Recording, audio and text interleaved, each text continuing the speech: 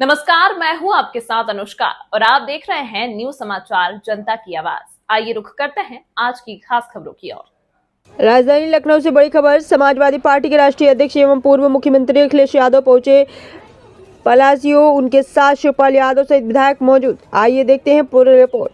Media से बातचीत करते हुए सपा अध्यक्ष अखिलेश यादव ने कहा कि सरकार लगातार बजट ला रही है, लेकिन बुनियादी जरूरतों को पूरा नहीं कर पा रही है। उत्तर प्रदेश में लोग स्वास्थ्य सुविधाओं को लेकर चिंतित हैं, खासकर कैंसर जैसी गंभीर बीमारियों का सही इलाज नहीं मिल पा रहा है। उन्होंने कहा कि कैंसर संस्थान गरीबों के मुफ्त इलाज और रिसर्च के लिए बनाया गया है, लेकिन सरकार इसे सही तरीके से संचालित नहीं कर पा रही है। उन्होंने गोरखपुर से आई एक बच्ची का उदाहरण दिया जिसके सिर में ट्यूमर है, लेकिन एम्स जैसे बड़े अस्पताल में भी उसका इलाज नहीं हो पाया है, इसलिए परिवार को लखनऊ आना पड़ा। तो आइए देखते हैं पूरी रिपोर्ट। सर, आप फॉरेन पॉलिसी, क्योंकि आज जरूरी है कि लोगों का इलाज सही समय पर मिले, लोगों को नौकरी रोजगार मिले। अगर हम इस मॉल के नीचे खड़े हैं, इस मॉल के अंदर खड़े हैं, तो न केवल शोरूम है, यहाँ बिजनेस हो रहा है, बल्कि न जाने कितने लोगों को यहाँ नौकरी जॉब मिले होंगे। SCL बगल में है, कई हजार लोगों को, बच्चों को प्रोफेशनल अच्छे जॉब मिले हैं। कम से कम हम लोगों ने डिलीवरी बॉय नहीं बनाया, व्हाइट कॉलर जॉब SCL में दिया है। कैंसर इंस्टीट्यूट बनी है तो जॉब पा रहे हैं लोग। ये सामने आपको बिल्डिंग दिखा रही, जॉब पा रहे हैं वहाँ पर। आपका इकाना स्टेडियम है, कम से कम आप वर्ल्ड मैप में तो दिखाई दे रहे हैं इकाना स्टेडियम के नाम पर। इन्होंने बस स्टेडियम का नाम बदल दिया, कैंसर इंस्टीट्यूट का नाम बदल दिया, यही इनका सबसे बड़ा काम। सर, फॉरेन पॉलिसीज की आप बात करते हैं। अमेरिका से जो तीसरा इमिग्रेंट्स का जो जहाज है उसको उसी तरह से भेजा गया, उसमें कोई बदलाव नहीं हुआ जिस तरह से भेजा गया इनह्यूमन तरीके से। देखिए, अमेरिका बहुत ताकतवर देश है, व्यापारिक दृष्टि से भी और अन्य तरीके से भी।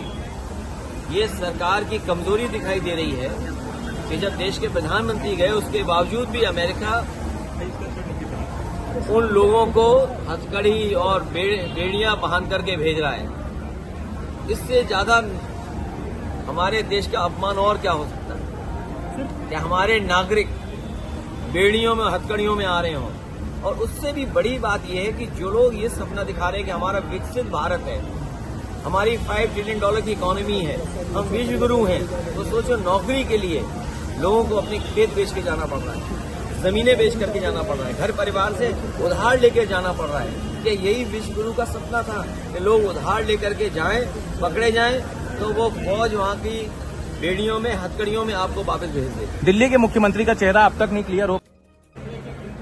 देखिए, उनके बारे में हम कुछ नहीं कहना चाहते हैं। कुंभ की तस्वीरें, कुंभ का आने जाने में लोग देखा था, या हम लोग यहाँ जितने खड़े के इकट्ठे नहीं है सब हिंदू, उनकी चर्चा मत। सर, आप फॉरेन पॉलिसी, क्योंकि आज जरूरी है कि लोगों का इलाज सही समय पर मिले, लोगों को नौकरी रोजगार मिले। अगर हम इस मॉल के नीचे खड़े हैं, इस मॉल के अंदर खड़े हैं, तो न केवल शोरूम है, यहाँ बिजनेस हो रहा है, बल्कि न जाने कितने लोगों को यहाँ नौकरी जॉब मिले होंगे। SCL बगल में है, कई हजार लोगों को, बच्चों को प्रोफेशनल अच्छे जॉब मिले हैं। कम से कम हम लोगों ने डिलीवरी बॉय नहीं बनाया, व्हाइट कॉलर जॉब SCL में दिया है। कैंसर इंस्टीट्यूट बनी है तो जॉब पा रहे हैं लोग। ये सामने आपको बिल्डिंग दिखा रही, जॉब पा रहे हैं वहाँ पर। आपका इकाना स्टेडियम है, कम से कम आप वर्ल्ड मैप में तो दिखाई दे रहे हैं इकाना स्टेडियम के नाम पर।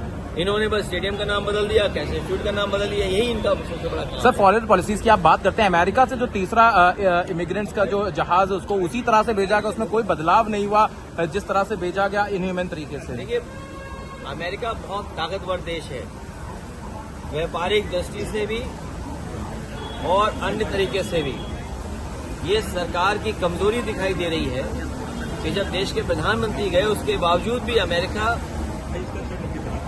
उन लोगों को हथकड़ी और बेड़ियां बांध करके भेज रहा है। इससे ज्यादा हमारे देश का अपमान और क्या हो सकता है कि हमारे नागरिक बेड़ियों में, हथकड़ियों में आ रहे हों। और उससे भी बड़ी बात यह है कि जो लोग ये सपना दिखा रहे हैं कि हमारा विकसित भारत है, हमारी $5 ट्रिलियन की इकोनॉमी है, हम विश्व गुरु हैं, तो सोचो नौकरी के लिए लोगों को अपने खेत बेच के जाना पड़ रहा है, जमीनें बेच करके जाना पड़ रहा है, घर परिवार से उधार लेकर जाना पड़ रहा है। कि यही विश्व गुरु का सपना था कि लोग उधार लेकर के जाएं, पकड़े जाएं, तो वो फौज वहां की बेड़ियों में, हथकड़ियों में आपको वापस भेज दे। दिल्ली के मुख्यमंत्री का चेहरा अब तक नहीं क्लियर हो पाया। हाथ में कोई चीज दे दो, सब बिगड़ सकती है।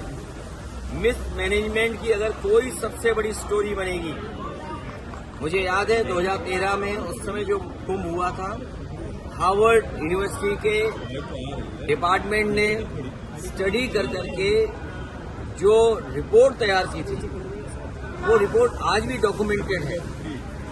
उस समय इतना मिसमैनेजमेंट नहीं दिखाई दिया, कम बजट में वो हुआ था, लेकिन इन्होंने प्रचार बहुत किया, बजट ज्यादा दिया, दोनों सरकारें लग गई, उसके बावजूद भी भगदड़ में लोग मर गए, सड़कें जाम रहीं, लोगों को रात दिन गुजारना पड़ा अपनी गाड़ियों में बैठ करके, सड़कें हर तरफ दूसरे स्टेट तक ब्लॉक रहीं, ट्रेनों का जो इंतजाम करना था ट्रेन नहीं पहुंच पाई, पूरी ट्रेन नहीं चलाई, संख्या नहीं चलाई उतनी, भगदड़ मच गई, उसमें भी लोगों की जान चली गई। इस सरकार ने कुंभ के बहाने न जाने कितनों की जान ले ली है। सर, ट्रेन हादसा जो हुआ और उसके बावजूद भी ट्रेन और उसके में किसी को जिम्मेदारी नहीं ठहराई गई, उल्टा जांच हो रही है। जिम्मेदारी इसलिए ठहराई क्योंकि उनकी कोई तैयारी नहीं थी।